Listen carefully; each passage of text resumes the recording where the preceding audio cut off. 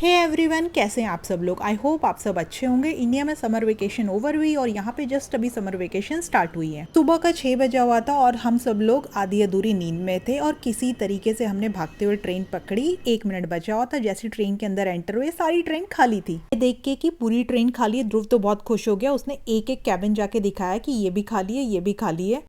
खाली होने का रीज़न ये है, हम लोग जा रहे थे जाकोपानी और जाकोपानी बस से जाने में 2 घंटे लगते हैं, ट्रेन लगाती है 3 घंटे और बस में होता है मुझे सफोकेशन। तो हम लोग जब भी जाकोपानी जाना होता है हम ट्रेन से ही जाते हैं। यहाँ पे ये दोनों अपने साथ बहुत सारे बोर्ड गेम्स और कार्ड लेके आए थे। मुझे लग रहा था कि 1 kg के तो इनके गेम्स ही हो गए। धीरे धीरे करके इन्होंने एक एक करके गेम निकालना स्टार्ट किया और आज सुबह जल्दी उठ गए थे तो मैं सोने की कोशिश कर रही थी पर मुझे नींद नहीं आ रही थी।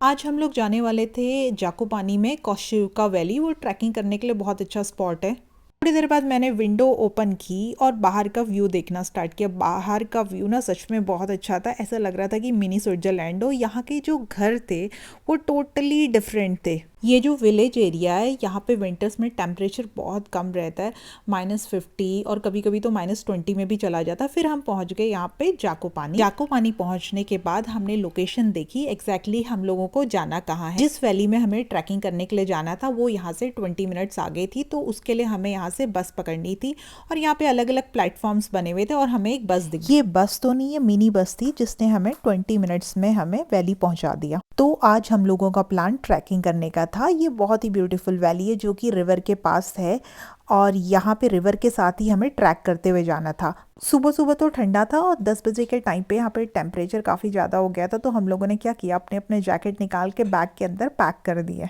ये है यहाँ का बस स्टॉप जो काफ़ी यूनिक सा है। दूर से मैंने देखा तो मुझे लग रहा था शायद किसी चीज़ का काउंटर है, पर पता चला ये तो बस स्टॉप है। यहाँ पे हम सब च्युइंगम से बैलून बनाने की कोशिश कर रहे थे पर हम में से किसी से भी नहीं बन रहा था क्योंकि ये च्युइंगम बहुत छोटी वाली थी। अच्छा बैलून तो वो इंडिया वाले बिग बबल से ही बनता था। और यहाँ से स्टार्ट होती है अपनी वैली। आप चाहें तो हॉर्स कार्ट में भी जा सकते हैं, पर हमें ट्रैकिंग करनी थी तो हम पूरा पैदल ही चले। और यहाँ से सबसे पहले हम लोगों को टिकट लेना था। अभी जस्ट ट्रैकिंग का स्टार्टिंग ही था। जैसे ही हम लोगों ने रिवर देखी हम लोग इतने ज़्यादा एक्साइटेड हो गए। आजकल पोलैंड में स्कूल वेकेशंस चल रही है। यहाँ पे जुलाई अगस्त में वेकेशंस होती हैं, तो यहाँ पे बहुत सारे ग्रुप्स आए हुए थे। कोई डांस का ग्रुप आया हुआ था, कोई स्कूल का ग्रुप था, क्योंकि अभी समर कैंप का टाइम है तो सब लोग समर कैंप के लिए लेके आए थे। जितने भी ग्रुप थे जिन्होंने हमारे साथ चलना स्टार्ट किया था वो सारे के सारे आगे निकल गए थे। थोड़ा सा आगे चले तो यहाँ पे बहुत सारे वुडन बेंच थे, तो उस पर थोड़ा देर हमने रेस्ट किया और आसपास का व्यू देखा, थोड़ी सी फोटोज क्लिक कराई। फिर इतने में फिर से ध्रुव चला गया रिवर में। ये था फॉरेस्ट एरिया, तो यहाँ पे हमें जंगली जानवर भी मिल सकते थे पर लकीली हमें कोई भी नहीं मिला, और पर लास्ट टाइम हमें दिखे थे। और फिर चलते चलते एक छोटी सी तितली, एक कलरफुल सी तितली स्तुति के बैग में आके बैठ गई। थोड़ा सा आगे चल के हमें बहुत सारे लेवेंडर दिखे, पर कंफ्यूजन था कि लेवेंडर है कि नहीं है। दिख तो ये लेवेंडर के जैसे रहे थे पर इसमें से वो स्मेल नहीं आ रही थी लेवेंडर की जैसी। थोड़ा सा हमने फ़ोटोज़ क्लिक कराई, फिर थोड़ी सी की पेट पूजा और 15-20 मिनट हमने यहाँ पे बैठे। फिर आगे चलती है।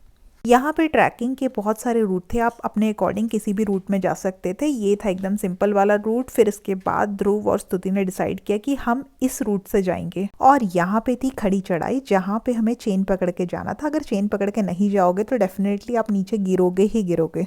यहाँ पे चलते हुए असली ट्रैकिंग का फील आया और साथ में मुझे ये भी पता चला कि अब बॉडी इतनी फ्लेक्सिबल नहीं रह गई है। फिर एक एक करके हम सब ने डिसाइड किया कि बस ट्रैकिंग को यहीं एंड करते हैं और चलते हैं नीचे, क्योंकि हम लोग ट्रैकिंग वाले शूज़ पहन के नहीं आए थे, स्पेशली मैं, क्योंकि मेरे शूज़ हो रहे थे स्लिप।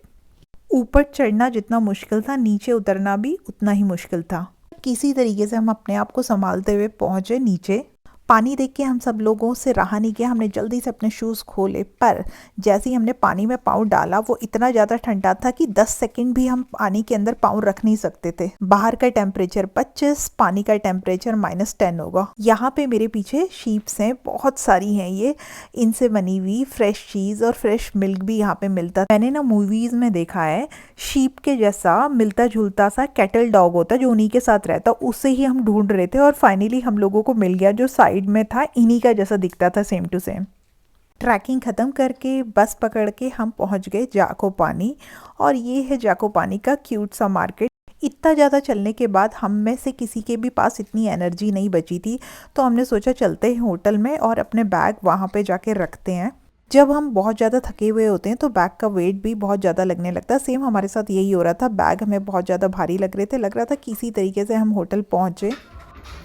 रूम में पहुंचते ही हम लोगों ने अपने बैग इधर उधर फेंके और रूम में पहुंचते ही बहस छिड़ी कि बंक बेड के ऊपर कौन जाएगा। फिर ध्रुव ने स्तुति को किसी तरीके से कन्विंस किया कि लास्ट वाले घर में मैं पिछले 2 साल तक बंक बेड के नीचे सोया था, तो आज मुझे सोने दो। स्तुति फिर कन्विंस हो गई और उसने उसे दे दिया बंक बेड।